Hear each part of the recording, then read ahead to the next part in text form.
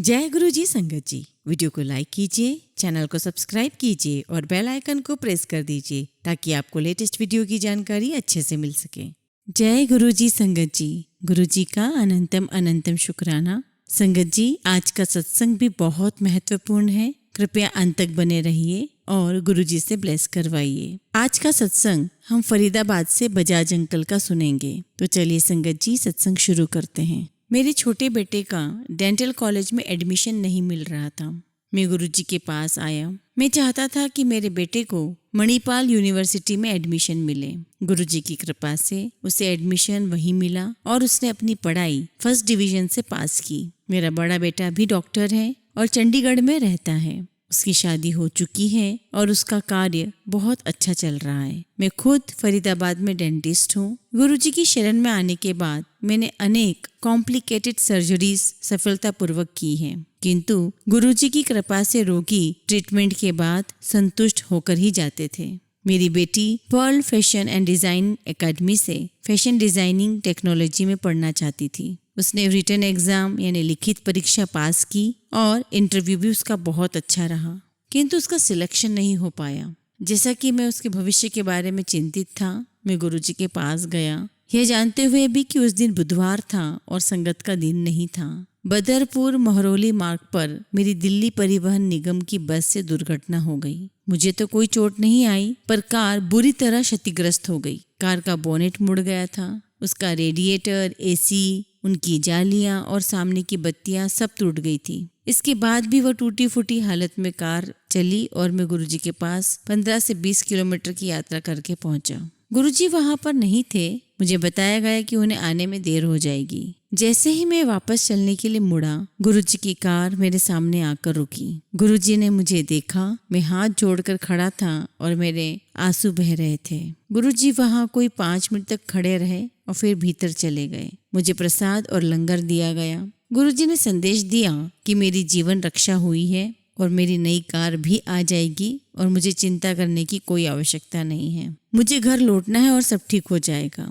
मैं कार वापस ले गया। अगले दिन सुबह जब मैकेनिक मरम्मत करने के लिए कार लेने आए तो उनको उसे क्रेन से उठाकर ले जाना पड़ा और उन्हें विश्वास ही नहीं हो रहा था कि इतनी बुरी कंडीशन में भी वो कार 50 किलोमीटर तक चली थी। रेडिएटर में जल नहीं था, बैटरी काम नहीं कर रही थी और एसी पूरी तरह खराब हो गया था। फिर भी गुरुजी की कृपा से वह 50 किलोमीटर चली थी। इस दुर्घटना के बाद मैं नई गाड़ी लेकर आया। मेरी बेटी को एक विशेष कहूँ तो मेरी बेटी को एक स्पेशल इंटरव्यू के लिए बुलाया गया और उसे गुरुजी के जन्मदिवस पर सुबह 11 बजे एडमिशन मिल गया। उस समय मैं बड़े मंदिर में समारोह के आयोजन में व्यस्त था। उसने अपनी पढ़ाई बहुत अच्छे से की और इस बीच उसे 2 स्कॉलरशिप भी मिली। यह सब गुरुजी की दया थी।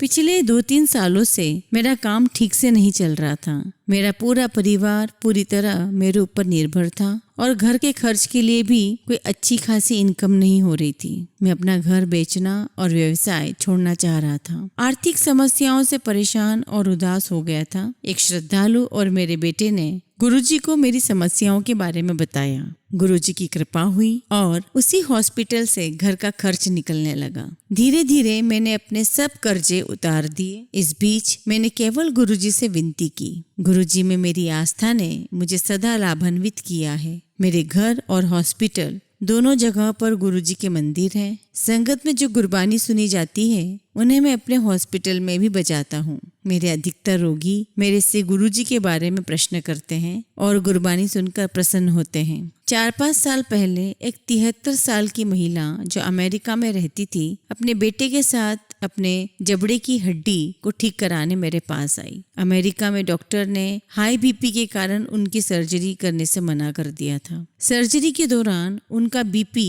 160 से 180 हो सकता था और 200 तक भी पहुंचने की संभावना थी। दिल्ली में भी कोई डॉक्टर इसके लिए तैयार नहीं था। उनकी जिद करने पर भी मैं मना करता रहा। फिर उनकी बेटी ने गुरुजी का स्वरूप देखा और सर्जरी करने के लिए कहा। उसका विश्वास था कि गुरुजी के होते हुए कोई अशुभ घटना नहीं हो सकती। मैंने सर्जरी की तैयारियां कर ली। सर्जरी बेहोशी में की गई और उसमें 2 से 3 घंटे का समय लगा। इस बीच वह महिला 2 बार बेहोश हुई, परंतु सर्जरी बहुत अच्छे से पूर्ण हो गई। रोगी ने अपनी बेटी को बताया कि 2 बार जब वो बेहोश हुई थी, उन्होंने गुरुजी को श्वेत वस्त्रों में देखा और दोनों बार उन्हें गुरुजी ने आश्वासन दिया कि सब ठीक हो जाएगा। सर्जरी के बाद भी कोई सूजन या दर्द नहीं हुआ। रोगी ने कहा कि वह साईं बाबा की भक्त हैं, पर गुरुजी ने उनको जीवन दान दिया है। उन्होंने मुझसे गुरुजी का एक स्वरूप भी मांग लिया। हालांकि वह 73 साल की महिला पिछले 2 सालों से पेन किलर पर थी, पर इस सर्जरी के बाद उन्होंने ऐसी कोई मेडिसिन का सेवन नहीं किया। ये केवल गुरुजी के कारण ही संभव है।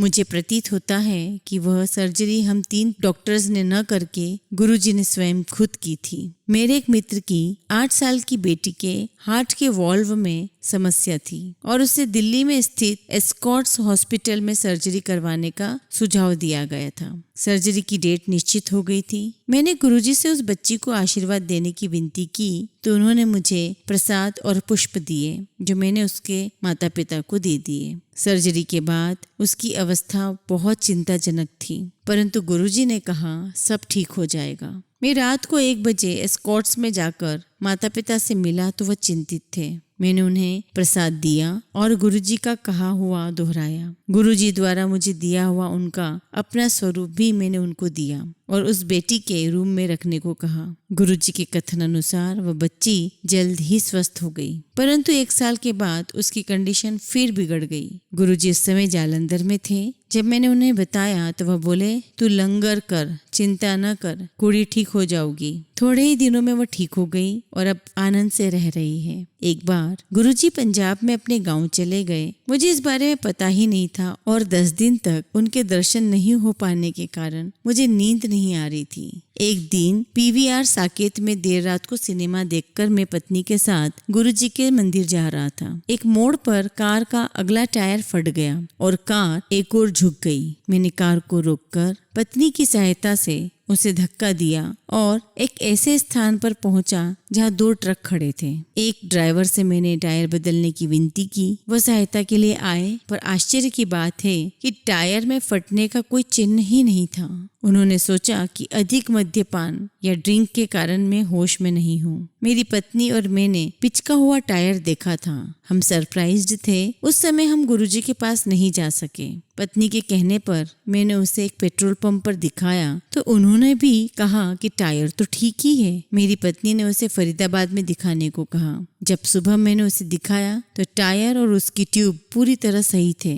गुरुजी की कृपा से एक और चमत्कार हुआ था। यह मेरे कुछ निजी अनुभव हैं। असीमित सागर के समान गुरुजी की भी कोई सीमाएं नहीं हैं। मैं सदा गुरुजी का भक्त बनकर जीना चाहूंगा। मेरे गुरुजी मानवता को ईश्वर का विशेष उपहार है। उनका जन्म उनकी अपनी दिव्य कृपा से मानव को जीने की सही राह दिखाने के लिए हुआ है। उनका आशीष प्राप्त करने वाले सबसे भाग्यशाली हैं और मैं उनमें से एक हूँ। भले ही मैं उन्हें मेरे गुरुजी कहकर संबोधित करूं, परंतु वह केवल मेरे नहीं अपितु सबके हैं। मेरे संपर्क में आए अनेक व्यक्ति, खास तौर पर मेरे हॉस्पिटल में आए रोगी उनका नाम पूछते हैं। मैं उनको यही उत्तर देता हूँ कि उनको गुरुजी के नाम से ही जाना जाता है। जैसे ईश्वर का कोई नाम नहीं है, उनका भी कोई नाम नहीं है। आप उन्हें राम, कृष्ण, गुरु नानक या अल्लाह कह सकते हैं और गुरुजी आपकी श्रद्धा उसी भाव से स्वीकार करेंगे जैसा आप चाहेंगे। मेरे गुरु में शिव का सामर्थ्य और गुरु नानक की आध्यात्मिक शक्ति है। गुरुजी से मिलने के बाद स्वभाव में परिवर्तन आ जाता है। मनुष्य के दोष कम हो जाते हैं और वह जीवन का आनंद उठाता है। गुरुजी का अनुराग माता के प्रेम के समान है। जब वह आपको देखते हैं, उनकी आंखों से दिव्य किरणें प्रसारित होती है। अपने आप को उन्हें पूर्ण रूप से समर्पित करने के बाद आप उन्हें अपने मन में, अपने अंतःकरण में भी अनुभव कर सकते हैं। उनकी अनुकंपा प्राप्त करने के लिए सत्य भाव से प्रार्थना करना आवश्यक है। स्तुति करने पर गुरुजी का सानिध्य प्राप्त होता है और फिर ईश्वरी भाव आप में समावेश करके आपके साथ रहता है। भगवद गीता की उक्ति के अनुसार आपको बदले में कुछ मांगना नहीं है। मैं अक्सर सोचता हूँ कि हम गुरुजी को क्या दे सकते हैं। मेरा हृदय कहता है कि गुरुजी के निर्देशों का श्रद्धा पूर्वक पालन करें। वह किसी को कुछ करने को नहीं कहते और यदि कभी ऐसा करे भी तो निश्चित रूप से आप उससे लाभान्वित ही होंगे। हम उनके समक्ष बहुत तुच्छ प्राणी हैं और वह हमारी माँ सदृश देखभाल करते हैं। मैं संगत से निवेदन करता हूँ कि वह सदा गुरुजी के बारे में सोचें और उनके दिखाए हुए पथ पर अग्रसर हों। उनकी प्रति हमारा समर्पण संपूर्ण होना चाहिए और उनके 3 मंत्र सदा याद रखने चाहिए। किसी को गाली मत दो, किसी को दोष मत दो और किसी को नहीं कोसो। रोज आपके संपर्क में आने वाले का सदा भला सोचो। जय गुरुजी। शुक्राना गुरुजी।